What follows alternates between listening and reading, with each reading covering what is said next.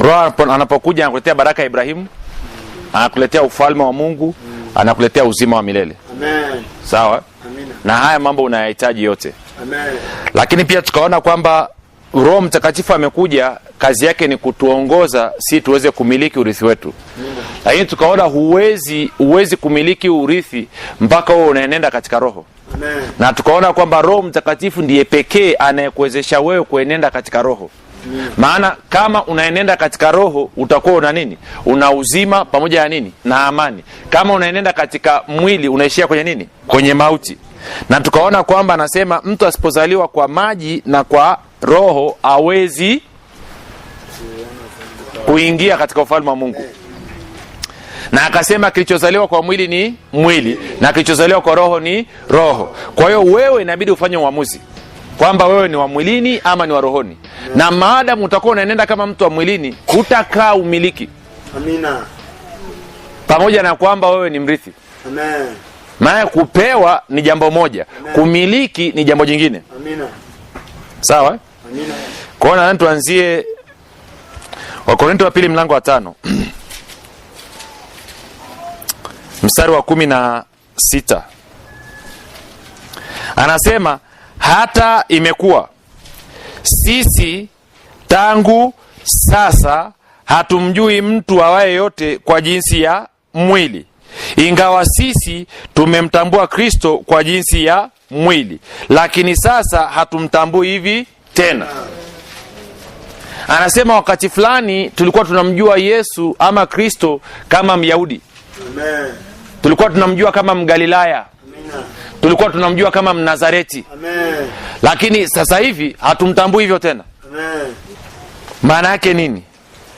Kwenye Warumi mlango wa 1 anaanza anasema mstari wa 1, tunalenga mstari wa 3 na 4. Paulo mtumwa wa Kristo Yesu aliyeitwa kuwa mtume na kutengwa aihubiri injili ya Mungu, ambayo Mungu amekwisha kuahidi kwa kinywa cha manabii wake katika maandiko matakatifu. Akisema ameitwa kuhubiri injili ipi? Injili ni habari njema inayohusu nini? Injili ni habari njema inayohusiana na uzima, kwamba mauti imefutwa, uzima na kutokuharibika, uzima na kutokufa, life and immortality imefunuliwa. Amen. Na anasema uzima na kutokufa unafunuliwa tu pale ambapo injili inahubiriwa. Kwa kama hakuna mtu anahubiri hii injili, watu hawawezi kuona kwamba mauti imefutwa, hawawezi kuona kwamba uzima na kutokufa umeletwa na Yesu Kristo. Hawawezi kuona. Amina, amina. Na wana wengine mkinisikiliza mashangaa sema hivi iko kwenye Biblia hii. Kwa sababu hamkuwahi kusikia mtu akihubiri. Na angalia tangu wakati Mungu ameanza kuzungumza na mimi hili jambo, nilianza kujaribu kufundisha baadhi ya watu 2010. Si tabia yangu mimi iko hivi, kama Mungu akisema na mimi nasema, hata kama sielewi. Taelewea huko mbele. Kwa nini nipoteze muda? Amen. Kwa wakati nimeanza kuambia watu wengi sana walikuwa wanabisha. Na hata nilipoanza kufundisha kwa njia ya redio mwaka 2012, nilikuwa siileti waziwazi sana. Na ichenga fulani hivi, alafu mwenye masikio ya kusikia na macho ya kuona anaiona na nyenyuka na simu anasema hakika nimejua. Nasema yes. Lakini sasa tumefika wakati ambapo ukizungumza tu karibu watu wote wanaona. Sio ngumu tena, ni kama kuna pazia limenyenyuliwa limeondoka wap. Amen, amen. Sawa? Na mimi nimekuwa nikiambia watu usibishe. Unataka kuishi. Okay, kwa nini tusikubaliane kwanza kwamba mauti imefutwa, uzima na kutokufa umefunuliwa kupitia Yesu Kristo? Tukubaliane kwanza huo ndio ukweli. Alafu tukubaliane kwamba Mungu hataki watu wafe, anataka watu wafanye nini? Waishi. Alafu baada hapo tuseme okay, sasa huu mchakato unakwendaje? Kwa anasema yaani habari za mwanawe aliyezaliwa katika ukoo wa Daudi kwa jinsi ya mwili. Kumbuka kule kwenye Wakorintho aliposema tangu sasa, si ndio? Atufanye nini? Hatumtambui Kristo tena kwa jinsi ya mwili, tunamtambua kwa jinsi ya nini? Sawa?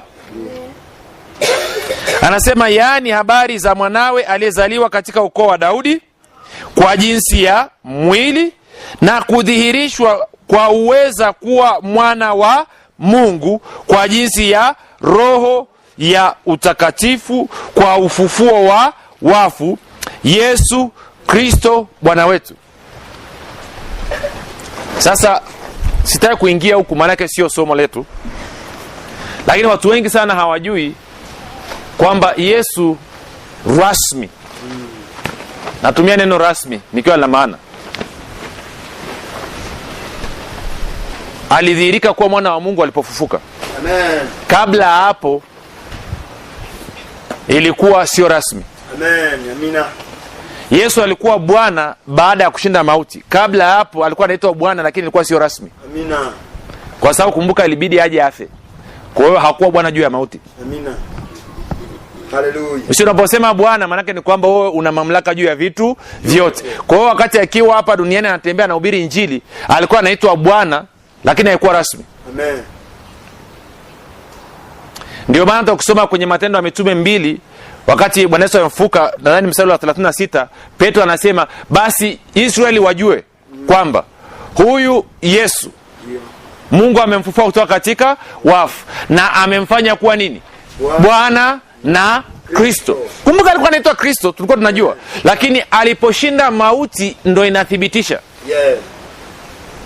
Maana kwa Waisraeli, Wayahudi walikuwa wanajua, kusoma kwenye Yohana 12 anasema Torati imetuambia kwamba Kristo hafi. Amina. Wewe unazungumza, unaposema mwana wa Adamu atakufa, maana yake nini? Huyu mwana wa Adamu ni nani? Maana yake sisi tunajua wewe ni Kristo, na Torati imetuambia kwamba Kristo hafi, anadumu milele. Wewe unazungumzaje habari ya kufa? Amina. Na ukumbuke Mafarisayo, Masadukayo, waandishi wa sheria walikuwa wanatafuta uzima. Bwana Yesu anasema mnachunguza maandiko, mnadhania ndani mwake mna uzima wa milele, na maandiko hayo yananishuhudia mimi. Amen. Kwa hiyo jamaa kwa anatafuta nini? Uzima. Mpango mzima ni nini? Uzima. Kwa hiyo anasema Yesu kwa jinsi ya mwili ametokea kwenye ukoo kwa Daudi, alafu akafa. Amen. Alipofufuka sio wa ukoo wa Daudi tena. Amina. Amedhihirishwa kwa roho ya utakatifu kuwa yeye ni mwana wa Mungu. Amen. Sawa? Amen.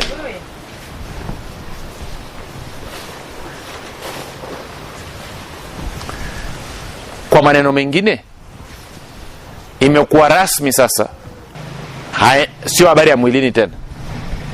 Ndio waona alivyofufuka hakuwa anahitaji mlango. Amen. Ndio? Amina. Anaondokeza katikati, anapiga hai na samaki ya kula hapa. Jamaa ameingiaje? Mkimpa kipande ya samaki akishiba anatoweka. Na alipofufuka anamwambia nishikeni. Roho haina mifupa na nyama.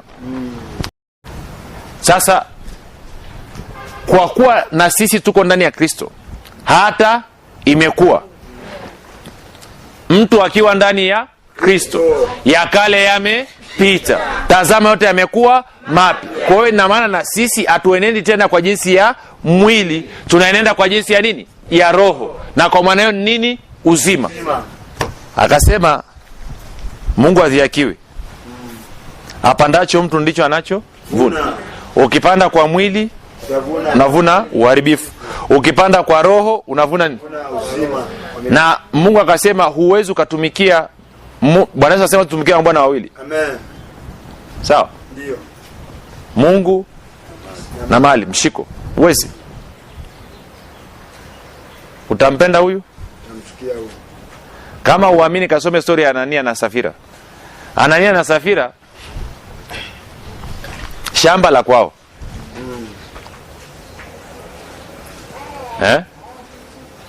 Alafu wakaamua kumtolea Mungu, wakaenda wakauza na kuuza kabisa.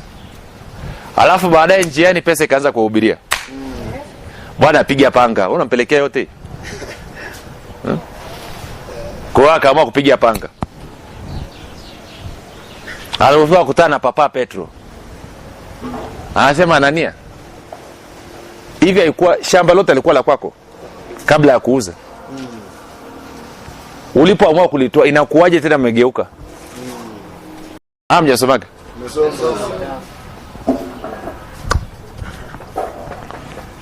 Kwa hiyo zamani kwenye Agano la Kale anawaambia msitumikie miungu mingine, mkitumikia miungu mingine mtakufa, mtaangamia, mtateketezwa, mtakuwa watumwa. Leo hii si hatuna miungu mingine, ni mshiko tu. Tuko sawa? Sasa leo nataka tupige hatua. Tuliona Roho Mtakatifu anaweza kutufanya tuende katika maisha ya nini? Ya rohoni.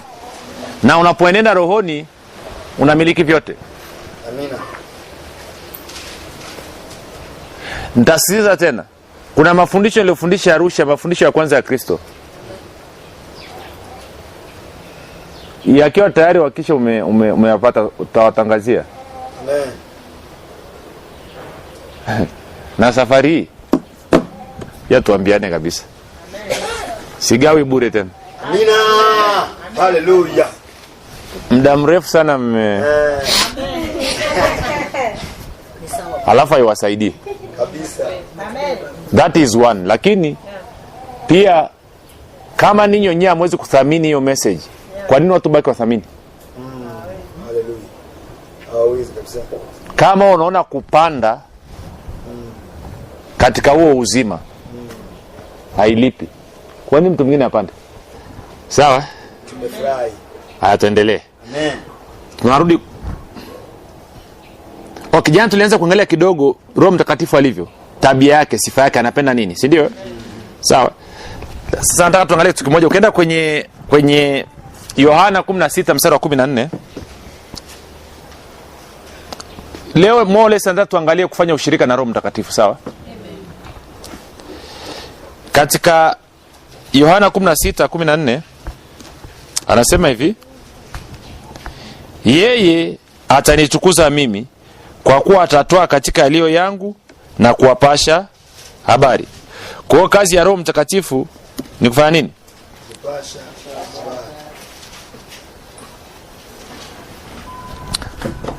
Kutupasha habari zake. Kwa maneno mengine, Roho Mtakatifu kazi yake ni kumfunua Kristo kutoka katika maandiko.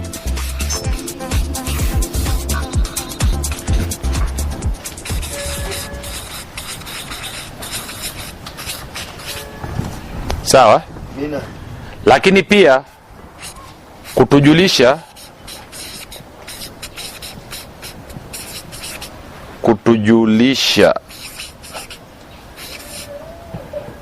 kusudi la Kristo na kutujulisha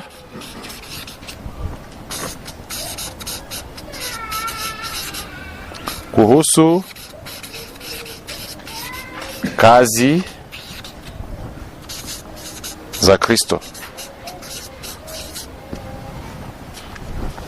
Kwa maana mengine, Biblia nzima ukianzia kitabu cha Mwanzo inazungumza habari za Kristo. Amen. Hata kuna vitu vingine huwa hatupende kuvizungumza, maana tukivizungumza vinaonekana kama ni vinaleta utata katika kanisa. Lakini kama umemwachia Roho azungumze na wewe, unaviona wazi. Sawa? Kwa mfano Mwanzo 1:26 anasema na tuumbe mtu kwa sura yetu na mfano wetu, akatawale samaki wa baharini, ndege wa angani na kila kitu ambacho juu ya nchi na. Si ndio? Amen. Nimesikia wahubiri wengi wanajaribu kuzungumzia kwamba alikuwa anazungumzia Adamu. Na yule sio Adamu. Ile ilikuwa ni unabii, prophecy kuhusu Kristo. Kwa sababu ukiniambia ni Adamu, na mimi nitakuuliza swali moja. Kama Adamu aliumbwa katika sura na mfano wa Mungu, na Adamu akajaribiwa na shetani, Adamu akashindwa, ina maana shetani ana uwezo kumshinda Mungu? Haiwezekani. Ngoja kwanza msinijibu nasema hivi, kama Adamu ameumbwa katika sura na mfano wa Mungu, na Adamu akashindwa na Ibilisi, ina maana Ibilisi huyo ana uwezo wa kumshinda Mungu? Manake Adamu ametokana na sura na mfano wa Mungu. Haiwezekani. Inawezekana. Vinginevyo Biblia hiyo ilikuwa inamaanisha kitu kingine. Ilikuwa inamzungumzia nani? Kristo, ambaye tunaona alipokutana na Ibilisi akashindwa. Kwa hiyo kati ya Adamu na Kristo nadhani nani anamfanania Mungu? Kristo. Kwa hiyo nadhani Mwanzo 1:26 ilikuwa inamzungumzia Adamu, ilikuwa inamzungumzia Kristo. Kristo. Hamtaki tena?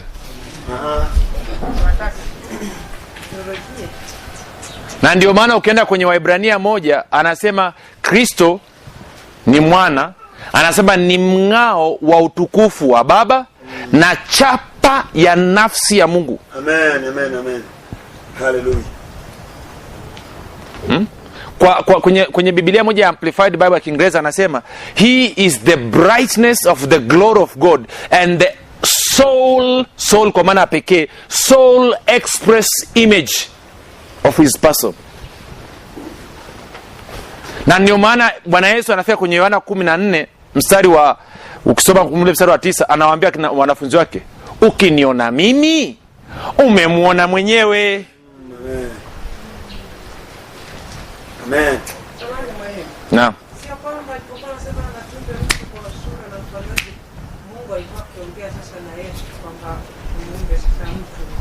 Yeah, alikuwa ni word, alikuwa ni neno. Alikuwa hajawa mtu. Naye neno akafanyika mwili.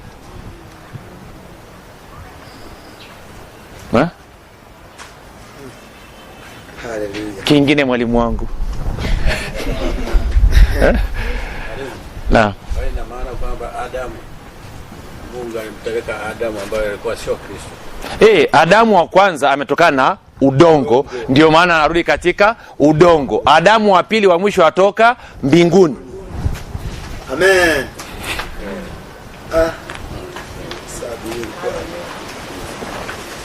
Mwalimu, lakini Adamu wa kwanza aliumbwa na Adamu wa pili. Adamu wa kwanza aliumbwa kutokana na Adamu wa pili. Ukimaanisha nini? Nene. Lakini alitengenezwa kwa kusudi maalum. Kusudi la Adamu ilikuwa ni kumpitisha Kristo aje. Si? Maana kama bado unajidanganya kwamba Adamu ndiye alikuwa mwanadamu wa kwanza. Maana ukienda mlango wa 4, Kaini anasema sasa umenifukuza mbele ya uwepo wako, wanadamu wakiniona wataniua. Wakina nani? Wepi? Wakati unafahamu alikuwepo Adamu, Hawa, Kaini na Abeli. Sasa anasema Abeli ameshakufa. Kaini ndio huyo anafukuzwa na Mungu. Anasema wakiniona wataniua. Wakina nani? Okay. Seti na Kaini walipata wapi wake?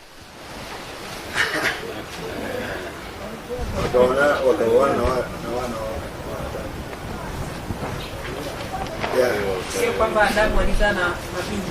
Wepi? Kwa hiyo mtu kaka na dada wakaanza kuingiliana. Wakati Mungu wewe ameshakwambia ni chukizo la uharibifu. Walikuwepo vibaka duniani. Hatujuagi nini kilitokea huko nyuma. Story yetu inaanzia kwenye Biblia. Tunapewa historia ya Yesu, chimbuko la Kristo. Ndio tunazungumza kwamba Roho akija anamfunua Kristo. Kwa hiyo wakati Musa amekaa mlima Sinai, anaonyeshwa, anarudishwa mpaka chimbuko la Kristo, bustani ya Eden. Amen. Sawa, ambayo ikaenda, ilipofika kipindi cha Nuhu ikatokea gharika. Kwa hiyo vile vizazi vingine vyote vikafutwa. Kwa hiyo kuanzia Nuhu sasa tunakuwa na wote sasa hivi tumetokana na nani? Na Adamu. Kwa sababu wale wengine wote walifutwa. Amen. Hallelujah. Amen. Unakaa vizuri? Amen. Kwa hiyo mwanzo walikuwepo machokora. Sawa? Ilipofika kwenye gharika, Mungu akaamua kuwashughulikia, akawapiga kiberiti wote. Kwa hiyo akabakia kizazi cha nani? Cha Adamu. Ndio maana ukisoma kwenye Mwanzo 6 anasema Mungu akaona wana wa Mungu wanaingiliana na mabinti za binadamu.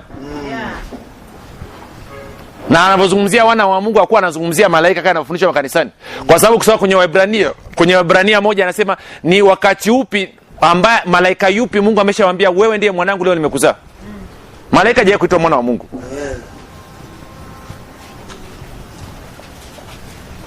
Kwa hiyo alipokuwa anazungumzia wana wa Mungu ni wale ambao walikuwa wana asili ya haki. Na wana wa wanadamu ni wale ambao wana asili ya dhambi. Kwa hiyo kazi ya Roho Mtakatifu ni kumfunua Kristo kutoka kwenye maandiko.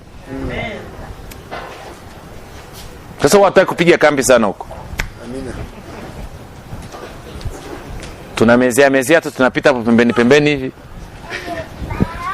Kwa hiyo unaweza ukaanza kumuona Kristo tangu kitabu cha Mwanzo, mlango wa kwanza unamuona huyo mpaka Ufunuo. Amen. Na unaposoma Biblia unatakiwa umtafute Kristo. Amina. Maanake kwenye Waefeso anasema Mungu amekusudia kukusanya vitu vyote vya mbinguni na vya duniani avitie ndani ya Kristo. Amen. Kwa hiyo mpango mzima nani? Kristo. Ndio maana sisi sote tunataka tumfanane nani? Kristo. Si mwisho wa siku mimi kama mtumishi nitapimwa watu wangapi nimewafanya mfananie Kristo. Amen. Sikutumwa nitengeneze ufalme wangu. Amina. Ufalme wangu unatengenezwa na yeye Mungu. Amen. Kazi yangu mimi ni kushughulika na watoto wake wakue na kufikia cheo cha kimo cha utimilifu wa Kristo. Amina. Ndio maana hapa tunaambiana vitu vyote, tunafundishana, hatuzuii kitu, hatufichi kitu. Amen. Hamnaga kitu inaitwa siri ya kazi. Amina. Matamanio yangu ni kwamba ningeamka kesho nikute wote mnajua kuliko mimi. Ningeshukuru, ningeenda na likizo. Yeah. Ningekuwa nimemaliza kazi yangu. Amen.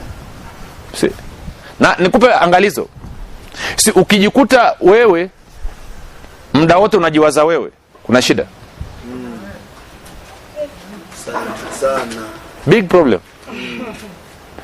Niliendaga sehemu moja huko Kilimanjaro huko. Nikachukua watu wapendwa kama 12. Tukapanda nao mlimani tukaomba. Nikawafanyia kitu inaitwa impartation. Walivorudi mama mmoja akawa jasiri kuanza kutumia kile alichokipata. Akaanza kufanya kazi ile, watu wakaanza kukusanyika kwake. Kijiji kimoja kiko kwa kinaitwa Matadi kule juu. Ile mama baada ya muda niliacha kupokea simu zake, alikuwa ananikera. Maana kila akipiga simu anajizungumzia yeye tu. Hawezi ongea sentensi mbili bila kujizungumzia yeye. Bala kumzungumzia nani?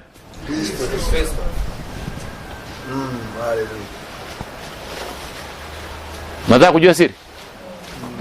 Ndio. Ukutana na mtu anajizungumzia yeye muda wote na sio Kristo, huyo mtu ni mchanga kiroho. Maana mtu aliyekomaa kiroho ameshajua kwamba yeye ni kapi, hamna anaweza kufanya. Yeah. Amina. Sio unaelewa?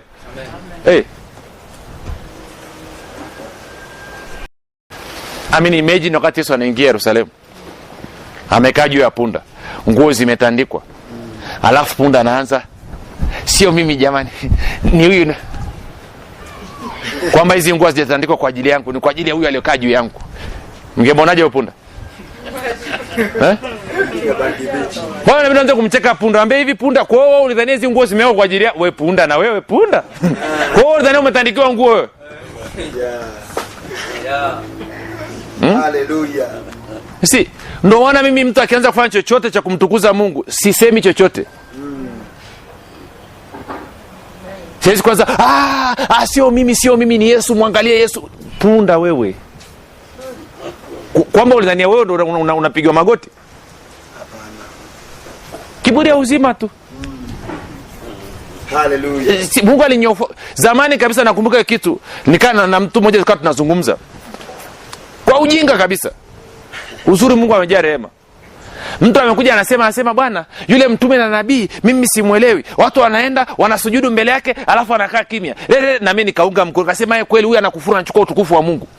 Anaiba utukufu wa Mungu. Huyo Mungu atamshughulikia kweli. Tukapiga umbea pale, hujawahi kuona. Chonga hujawahi ona. Tukaagana tukarudi nyumbani. Nikiwa nimekaa. Umetulia mwanangu Anasema moja, hujasoma kwenye neno. Nimesema baba utukufu ule ulionipa nimewapa. Alikwambia mimi sijawapa watoto wangu utukufu, sishiriki utukufu pamoja na watoto wangu ni nani? Lakini waliniambia, walikwambia nini? Sasa niliposema utukufu wangu sishiriki na mwingine, nilikuwa nazungumzia ibilisi, sikuwa nazungumzia wanangu. Amen. Na ukisoma mazingira pale anazungumzia wale wanaabudu vinyago. Amen. Kwa anasema utukufu wangu sitaushiriki na mwingine. Anasema mimi ni Mungu wala hapana mwingine. Amen. Akaniambia 2, nikuulize swali. Huyo ndugu wakati ule akiwa mlevi yuko ba, watu walikuwa wanamsujudia? Hamna. Kaambia kwa hiyo sasa nadhani anasujudiwa kwa sababu ya yeye ama ni kwa sababu mimi niko ndani mwake? Kasema baba yaishe. Si. Kwa hiyo kazi ya Roho Mtakatifu ni kumfunua nani? Kristo. Sawa? Okay. Na yeye ndiye anayetuongoza na kututia katika kweli. Tuko kwenye mstari. Tuanze mstari wa 13. Tuko Yohana 16, si ndio? Anasema lakini yeye atakapokuja huyo Roho wa kweli, anaitwa Roho wa nini? Wa kweli, atawaongoza awatie kwenye kweli yote. Sawa? Ndio maana mtu akiniambia anaongozwa na Roho Mtakatifu, anambia na Roho Mtakatifu, ninapomsikiliza naanza kupima kile ambacho anakiongea kama kinakubaliana na kweli ya Kristo. Maana kumbuka Roho Mtakatifu kazi yake ni kumfunua Kristo na kumtukuza Kristo. Kwa hiyo kazi yake ni kutuongoza na kututia katika kweli yote. Kazi yake pia ni kumtukuza nani? Kristo. Lakini pia Yohana 14 mstari wa 26 anasemaje? Lakini huyo msaidizi, huyo Roho Mtakatifu ambaye Baba atampeleka kwa jina langu, atawafundisha yote na kuwakumbusha yote niliyowaambia. Kwa hiyo kazi yake ni kukufundisha yote na kukumbusha yote ambayo Yesu alifanya nini? Alikwambia. Na anasema Roho Mtakatifu amepelekwa, ametumwa kwa jina la Yesu. Kwa hiyo kinachompa uhalali yeye kuoperate, kutenda kazi hapa duniani ni jina la nani? La Yesu. Kwa sababu gani? Yesu ni mwana wa Adam. Ukisoma Yohana 5:27 anasema na Baba amenipa mimi mamlaka ya kufanya hukumu kwa kuwa mimi ni mwana wa Adam. Tuko sawa? Amen. Si Mungu ni Mungu wa kanuni ati. Amen. Hey. Si kama wewe sio mwana wa Adam, kama sio bin Adam, una mamlaka huku chini. Ndio maana Yesu alikuwa ni 100% mwanadamu, 100% Mungu. Na wewe umekuwa 100% mwanadamu, 100% Mungu. Ndio maana Mungu anakuambia tembea kama Mungu. Amen. Kwa lugha nyepesi umekuwa Mungu mtu. Amen. Ama mtu Mungu, vyovyote unataka kuiweka. Ndio anasema hata imekuwa mtu akiwa ndani ya Kristo amekuwa kiumbe. Kiumbe. Hajasema amekuwa mtu mpya, kiumbe. New creature. Kwa hiyo kwa wengine ukishazaliwa mara ya pili hatukujui mahali pa kukuweka. Mwanadamu hauingii, mwanadamu unaonekana lakini kwa Mungu unaonekana. Sasa wewe unajionaje? Kwa hiyo Roho Mtakatifu kazi yake ni kukufundisha. Kukuongoza na kukutia katika kweli yote. Si, na wapongezeni ninyi mmekubali kuingia kwenye kweli yote ambayo nini? Ni uzima, kisha uzima tele. Amen. Wapi uzima huo? Kwenye mwili huu. Yeah. Amen. Iko wazi. Sasa usio kuna watu wengine wanafreshaga. Mtu mmoja akanifuata akasema, usio unaongeaga hivyo unakwaza watu. Nikamwambia wewe ni nani? Yeye aliniweka mimi nipeleke hii message. Amesema mimi ninafaa. Who do you think you are? Unadhani wewe ni nani wakuja kunikosoa na kunisaisha? Who are you? Kama yeye anaona kwamba nimekosea ataniambia. Amen. Lazima angalia taratibu, wasije wakasikia watoto. Nini? Kwamba mauti imefutwa ataamini.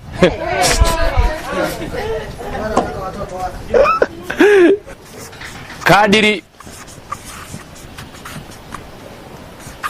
tunavyo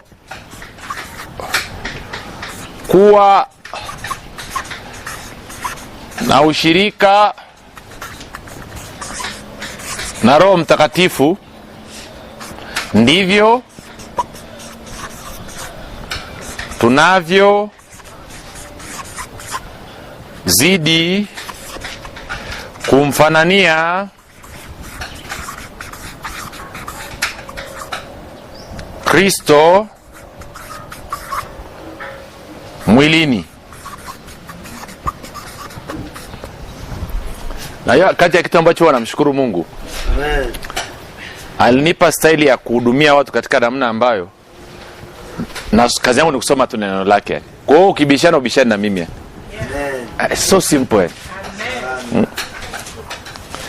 Wakorintho wa pili mlango wa 3 mstari wa 17 anasema, basi Bwana ndiye roho, walakini alipo roho wa Bwana hapo ndipo penye uhuru. Lakini sisi sote kwa uso usiotiwa utaji, tukirudisha utukufu wa Bwana kama vile katika kioo, tunabadilishwa tufanane na mfano huo huo toka utukufu hata utukufu, kama vile kwa utukufu utokao kwa Bwana aliye roho. Sasa unajua mstari wa 14 wengine wanasubaga anakimbia.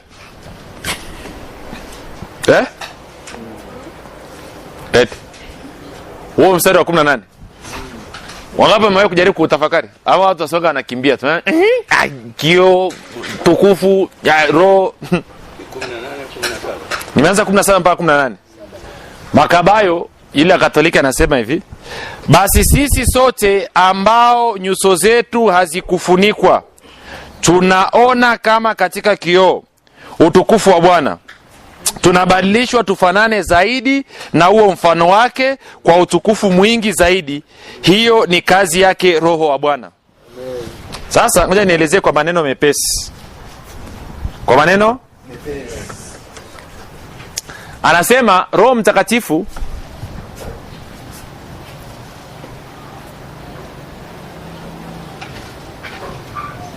tunapokaa naye, sawa? Anasema inasababisha sisi kuakisi utukufu wa Kristo kama katika kioo.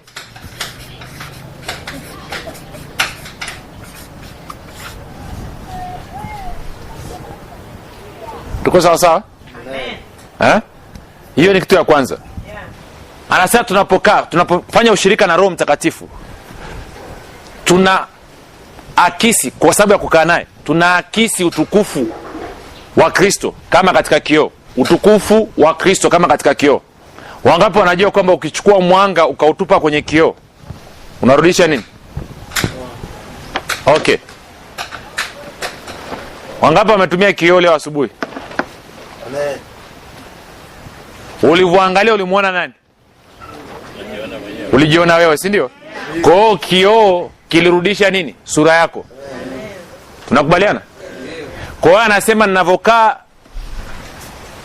na Roho Mtakatifu, mimi nageuka kuwa kioo, sawa? Na watu wakiangalia kwenye kile kioo wanamwona Kristo. Wanaona utukufu wa Kristo. Amen. Baada hajaeleweka. Sikule Arusha niliwafundisha. Sasa hapa sikujiandaa. Kristo ana utukufu. Biblia inasema kwenye Waebrania 1:3 kwamba yeye ni mng'ao wa utukufu wa Baba. Amen. Na hapa anazungumza, anasema kwamba wewe ni mng'ao wa utukufu wa Kristo. Amen. Kwa hiyo kadri ninavyokaa na Roho Mtakatifu ndivyo mng'ao wa utukufu wa Kristo unapoanza kuonekana kupitia mimi. Amen. Sawa? Amen. Kuzungumza kwangu, kutenda kwangu, kufanya kwangu maamuzi, kila kitu kinaanza kufanania Kristo. Okay. Wangapi wamewahi kusikia ile usemi anasema mwanaume na mwanamke walioana kama muda mrefu wanafanana? Sawa? Kwa hiyo na wewe unavokaa na Roho Mtakatifu unaanza kuakisi, unaanza kutoa, kuachilia mng'ao wa utukufu wa Kristo. Amen. Haleluya. Amina. Okay. Ngoja nifafanue hichi kipengele hapa. Mazingira yako yanatakiwa badilike yatii neno la Mungu. Na sio neno la Mungu libadilike kufuata mazingira yako. Haleluya. Hapo hapo. Hiyo Matendo ya Mitume mlango wa 4.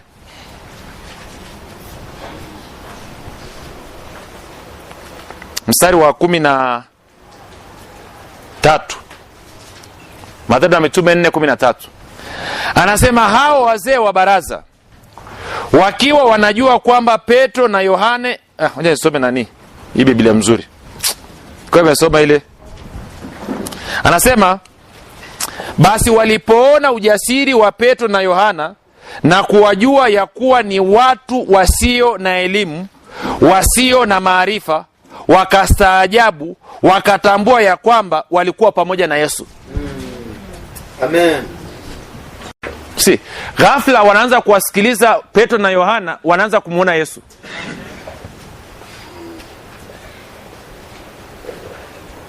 Sawa? Kwa hiyo anasema napokaa na Roho Mtakatifu, napotenga na Roho Mtakatifu, kitu cha kwanza kinachotokea manake ni kwamba naanza kuakisi, naanza kurudisha reflection, sio anasema nini, kuachilia mng'ao wa utukufu wa Kristo. Ghafla mtu anaanza kuhisi Amen. Amina. Nishaona wakati mwingine nafika mahali unasimama, labda mtu anakuja anaongea na wewe, unasimama anaanza kulia, alafu unanyamaza kimya, anapiga yoe, nimefanya hivi. Kwa sababu gani? Ghafla nimesimama, kwa sababu nimesimama kwa sababu ya utukufu wa Yesu Kristo. Tayari yule mtu anaanza. Sawa? Unatenga muda kiasi gani na Roho Mtakatifu? Amen. Tuko sawa? Amen. Kwa hiyo ilikuwa ni ya kwanza, kwamba unavokaa na Roho Mtakatifu anakufanya uanze kuachilia, uanze kuakisi, uanze kurudisha utukufu. Utukufu wa nani? Utukufu wa Kristo. Yeah. Kumbuka tunazungumzia habari ya kumiliki urithi wako hapa. Amen. Sawa? Amina. Lakini kitu cha pili ambacho kinatokea, anasema mwili wako. Sawa?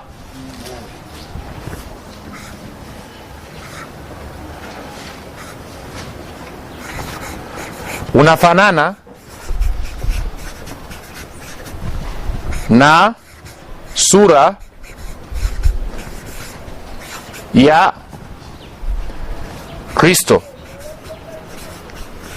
Na hapa anamaanisha utukufu.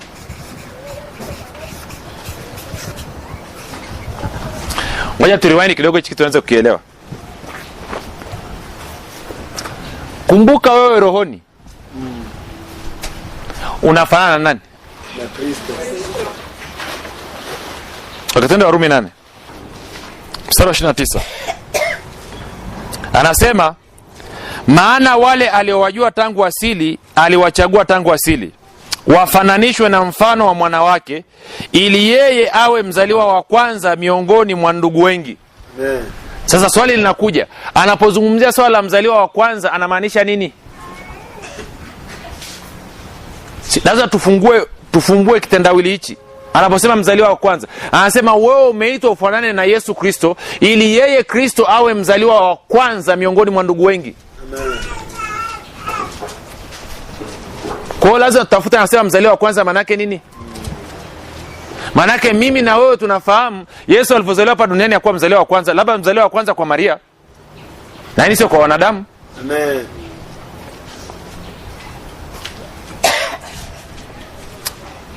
Kwenye Ufunuo 1 mstari ule wa 5 anasema, tena zitokazo kwa Yesu Kristo, shahidi aliye mwaminifu, mzaliwa wa kwanza wa waliokufa, na mkuu wa wafalme wa dunia, yeye atupendaye na kutuosha dhambi zetu katika damu yake.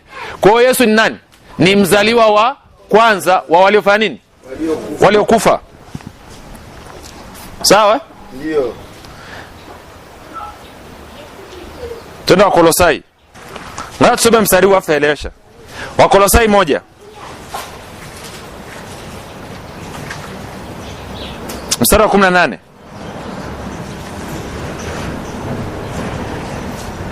anasema, naye ndiye kichwa cha mwili, yani cha kanisa, naye ni mwanzo, ni mzaliwa wa kwanza katika wafu, ili kwamba awe mtangulizi katika yote. Sawa? Amen.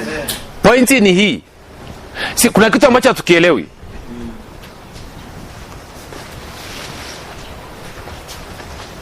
Sasa nianzia. Naangalia kanisa ambapo anashika na kichwa. Kwani labda niulize, mnadhani swala zima la kwa mnadhania swala la Yesu kufa ilikuwa ni dhambi yako tu, ndio issue nzima? Mna. No.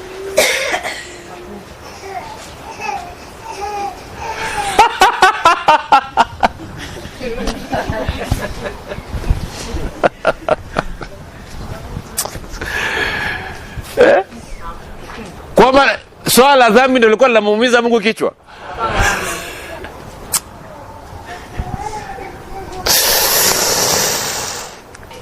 Ukienda Matendo ya Mitume 13, labda tuende kwenye historia kidogo. Maana sasa tutafanyaje sasa? Lakini Mungu akamfufua katika wafu. Akaonekana siku nyingi na wale waliopanda naye kutoka Galilaya hata Yerusalemu, ambao sasa ndio walio mashahidi wake mbele ya watu. Na sisi tunawahubiri habari njema ya ahadi ile waliopewa mababa, ya kwamba Mungu amewatimizia watoto wetu ahadi hiyo kwa kumfufua Yesu, kama ilivyoandikwa katika Zaburi ya 2. Kwa hiyo wale wazee walikuwa wameahidiwa kwamba itafika mahali mwanadamu ataweza kushinda mauti. Kwa hiyo anasema Mungu ametimiza hicho kwa kumfufua Yesu. Anakuwa ni mwanadamu wa kwanza kushinda mauti. Amen. Pasipo kuombewa na mtu yeyote. Amina. Kumbuka Lazaro aliombewa. Kwa hiyo Mungu anaposema wewe ndiwe mwanangu leo nimekuzaa, anazungumza wakati Yesu amezaliwa na Mariamu ama wakati ametoka kaburini? Wakati ametoka kaburini. Haleluya. Umepita huko kile? Anasema tena ya kuwa alimfufua katika wafu asipate kurudia uharibifu, amenena hivi, nitawapa ninyi mambo matakatifu ya Daudi yaliyoamini. Kwa hiyo anena, na pengine hutomwachia mtakatifu wako kuona uharibifu. Sawa? Kwa maana Daudi akiisha kulitumikia shauri la Mungu katika kizazi chake, alilala akawekwa pamoja na baba zake, akaona uharibifu. Bali huyu aliyefufuliwa na Mungu hakuona uharibifu. Sawa? Basi na ijulikane kwenu ndugu zangu, ya kuwa kwa huyo mnahubiriwa msamaha wa dhambi, na kwa yeye kila amwaminie huhesabiwa haki katika mambo yale yote asiyoweza kuhesabiwa haki kwa torati ya Musa. Angalieni basi isiwajilie habari ile iliyonenwa katika manabii, tazameni enyi mnao dharau, kastaajabuni mkatoeke, kwa kuwa natenda kazi mimi siku zenu, kazi ambayo msingeisadiki kabisa, ijapo mtu akiwasimulia sana. Haleluya. Sio kila nikiwaambia mauti imefuta nasema Kwa hiyo anasema Yesu baada ya kushinda mauti amekuwa ni mzaliwa wa kwanza kutoka katika watu waliotoka katika nini? Katika wafu. Kwa nini hiyo ni muhimu? Twende Luka. Labda nitaeleweka. 20.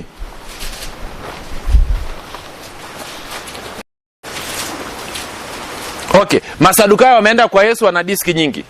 Wanaambia kuna mtu mmoja alikuwa na mke. Sasa bwana mkubwa, tunataka kujua katika kiyama ya wafu wakifufuliwa, huyu mwanamke anakuwa mke wa nani? Ndio hoja ile kuwepo mezani. Yaani wamekaa wakaja na swali lao, wanaliona yes. Sura 34. Yesu akawaambia, wana wa ulimwengu huu huoa na kuolewa, lakini wale wahesabiwa kuwa wamestahili kuupata ulimwengu ule na kule kufuka katika wafu, hawaoi wala hawaolewi. Sasa hapo usiniulize, hata mimi mwenyewe sijuaga anamaanisha nini. Hii habari ya haoi wala hawaolewi, hiyo sijui. 36. Alafu anasema hivi, wala hawawezi kufa tena, kwa sababu huwa sawasawa na malaika, nao ni wana wa Mungu kwa vile walivyo wana wa ufufuo. Amen. Anasema mtu aliyefufuliwa, sawa, anakuwa kama malaika. Amen. Hawezi kufa tena. Kwa sababu gani? Kwa sababu yeye ni mwana wa ufufuo. Amen. Wewe ndiwe mwanangu, leo hii nimekuzaa. Ni baada ya Yesu kushinda nini? Mauti. Baada ya kufanya nini? Ya kufufuka. Kwa hiyo amekuwa ni mzaliwa wa kwanza wa wana wa ufufuo. Na anasema hawa wana wa ufufuo hawafi tena. Amen.